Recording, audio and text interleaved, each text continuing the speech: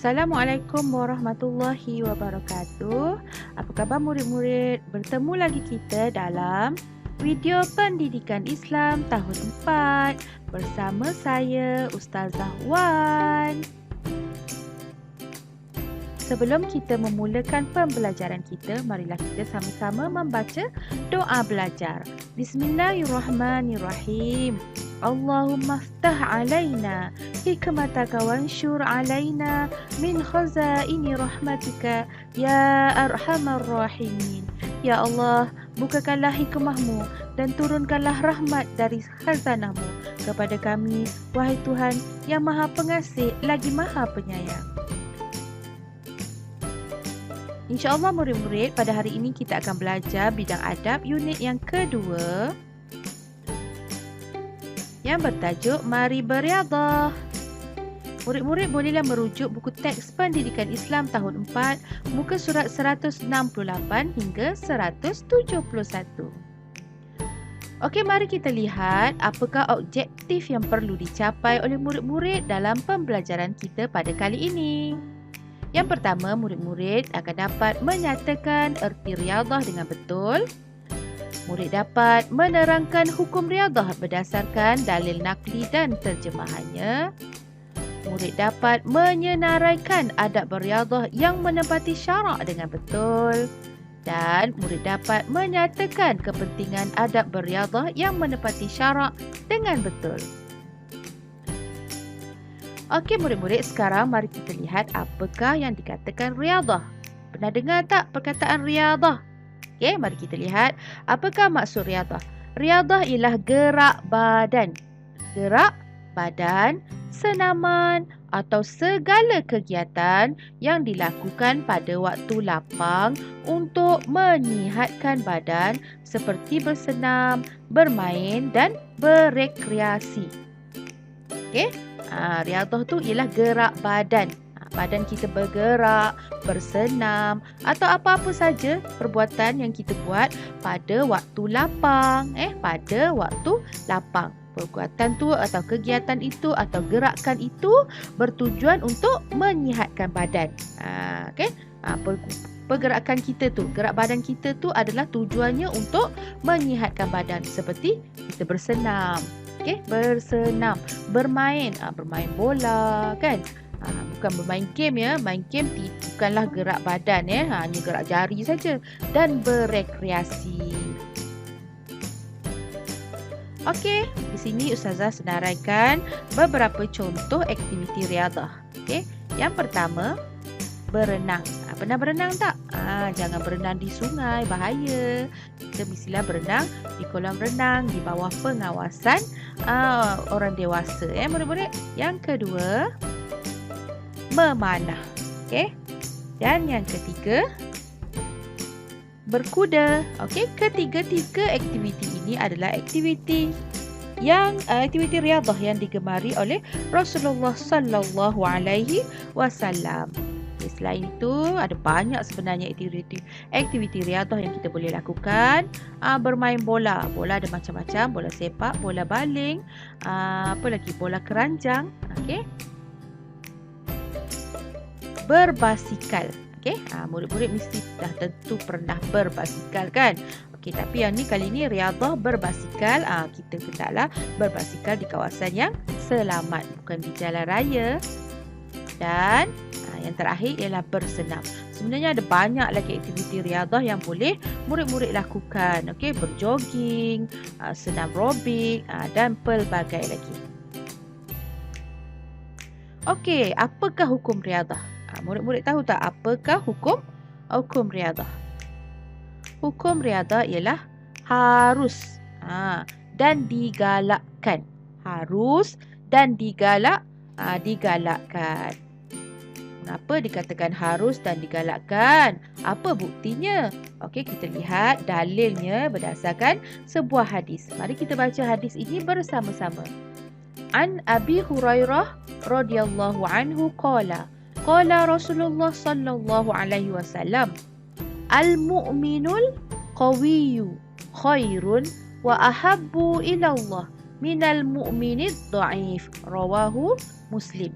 Okey, apa maksudnya? Okey. Al-mu'minul qawiyyu. Al-mu'minul qawiyyu. Orang beriman yang kuat. Khairun wa ahabbu ilallah. Lebih baik dan lebih disukai oleh Allah. Okey. Minal mu'minid dha'if.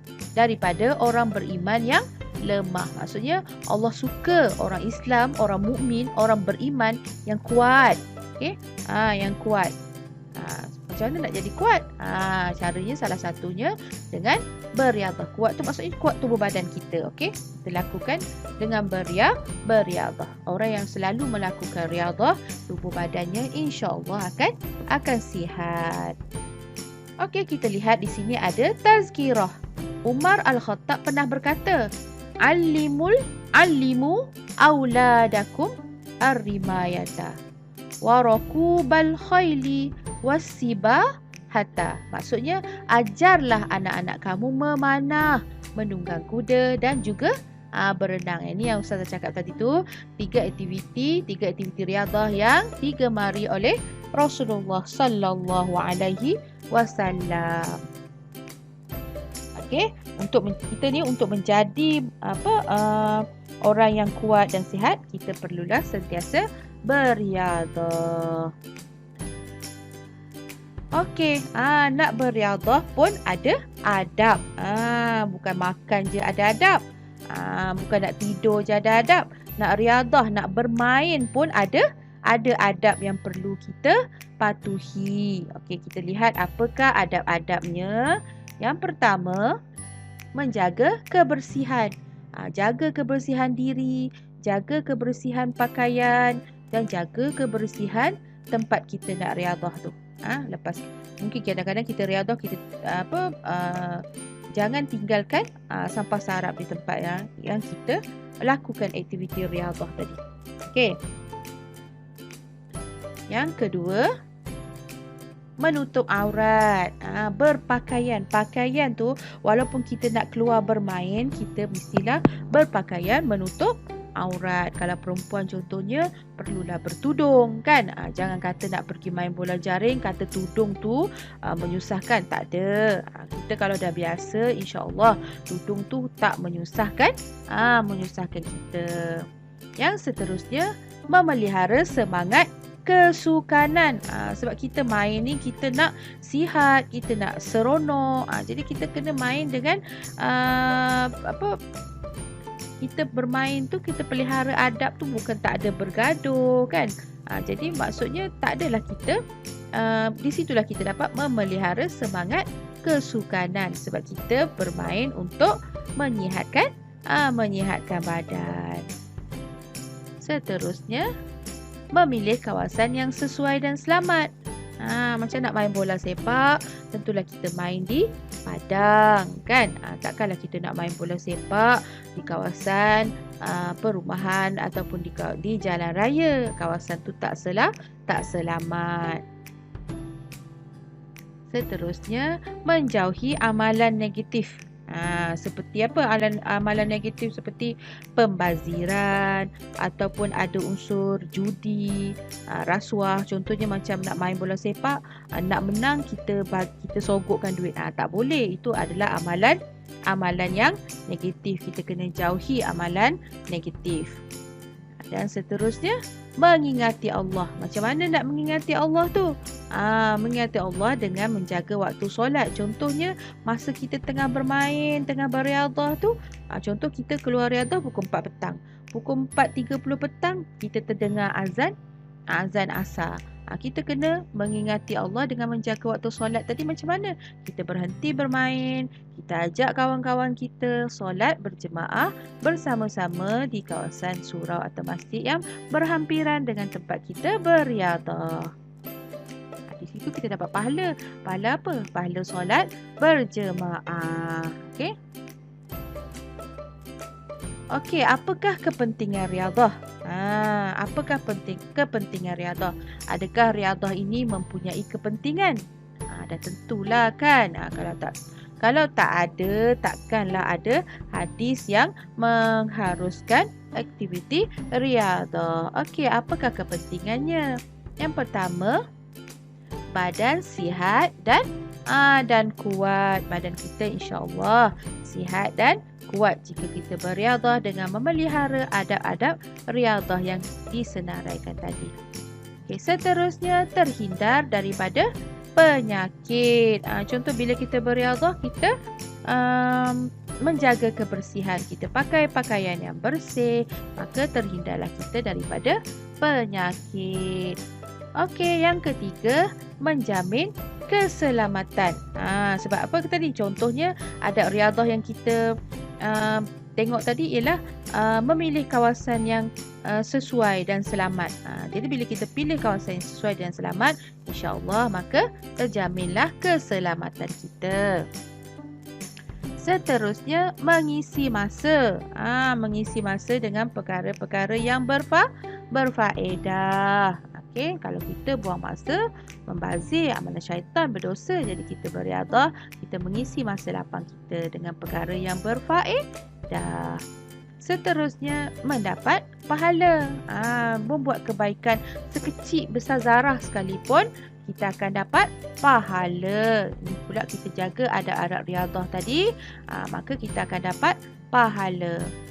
Seterusnya, menguatkan iman kita, insya-Allah. Ketujuh, dipandang mulia dan dihormati. Orang tengok kita, oh bagus. Orang akan hormat kita sebab kita beradab, bertata susila, berdisiplin. Okey. Yang ke-8, mengukuhkan perpaduan. Sebab kita tadi apa? Kita beriadah dengan memelihara semangat kesukanan, kan? Kita amalkan sukan dengan kita bersukan beriadah ni tanpa mengira bangsa. Melayu, Cina, India, Iban, Bidayuh pun semuanya boleh beriadah bersama-sama, maka dapatlah kita mengukuhkan perpaduan di kalangan rakyat Malaysia. Okey. Dah habis dah. Okey, sekejap saja pembelajaran kita pada hari ini. Okey, apa rumusannya? Riadah boleh diamalkan oleh semua bangsa tanpa mengira usia tua ataupun muda. Semua bangsa pun boleh beriadah. Kita boleh beriadah bersama-sama dengan kawan-kawan kita yang berbangsa lain daripada kita, dan juga tidak mengira, riadah ni tidak mengira tua atau muda. Muda pun beriadah, tua pun boleh beriadah, asalkan kita memelihara adab-adab riadah yang disenaraikan tadi. Dan banyak lagi adab-adab riadah yang lain, kan, yang itu hanya beberapa saja yang Ustazah senaraikan. Okey, sekian dulu untuk kali ini. Terima kasih kerana menonton video Ustazah. Jangan lupa untuk menekan butang subscribe yang berwarna merah tu, tukarkan ia kepada warna kelabu kerana subscribe itu percuma. Okey, sekian dulu. Jumpa lagi. Bye. Assalamualaikum.